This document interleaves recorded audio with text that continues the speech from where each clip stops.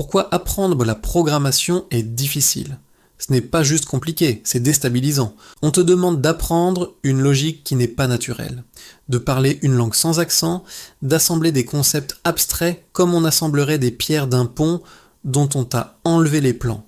Chaque erreur devient un verdict, syntax error, undefined variable, des mots secs qui réduisent ton effort à néant. Apprendre la programmation, c'est accepter d'être incompris par ta propre machine. Je veux apprendre à programmer, mais c'est dur. Je veux et je m'écrase. Mes désirs se heurtent à la réalité froide des lignes qui ne s'exécutent dans le pas. L'espoir est là, ténu, mais la désillusion arrive plus vite que l'encouragement. J'ai l'envie d'un débutant, mais la lourdeur d'un quotidien qui n'attend pas. Et chaque « ça ne marche pas » creuse un peu plus la tombe de ma confiance. Par où commencer? On me jette des options comme des pierres. Commence par Python? Non, HTML, CSS d'abord. Apprends l'algorithmie? Je me tiens au milieu du carrefour, paralysé. Le point de départ devrait être une main pour guider, pas un flot de chemins divergents. Quand tout commence partout, on finit par ne commencer nulle part.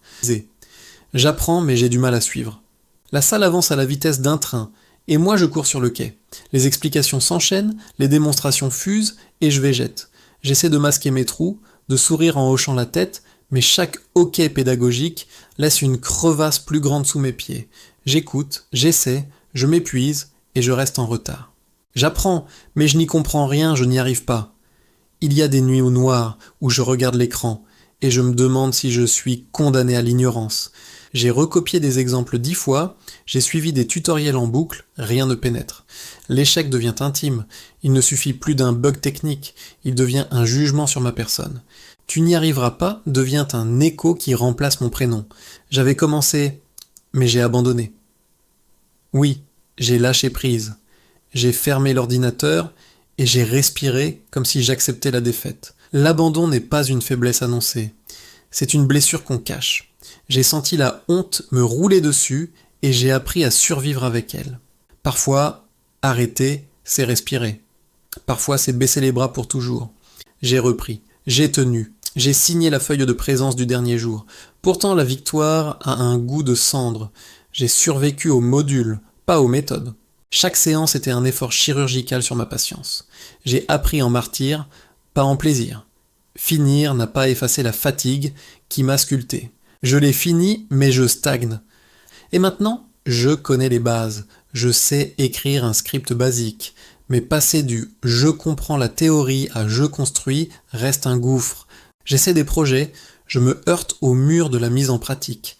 Stagner, c'est rôder autour du même point, jour après jour, en attendant un déclic qui ne vient pas.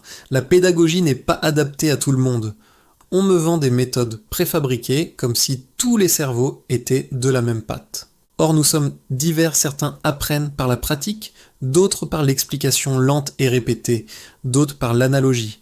La pédagogie unique transforme l'enseignement en passoire. Elle laisse filer les fragiles, les hésitants, les audacieux qui ne cadrent pas. Et personne ne ramasse ce qui tombe. Est-ce que d'autres ont vécu ça aussi? Je tends la main dans le noir. Dis-moi que je ne suis pas un cas isolé. Dis-moi que d'autres ont senti l'échec comme une chape, ont ressenti la honte, la peur, la fatigue. Racontez-moi vos nuits à déboguer en pleurant, vos matins à aller en cours avec le poids d'un impuissant.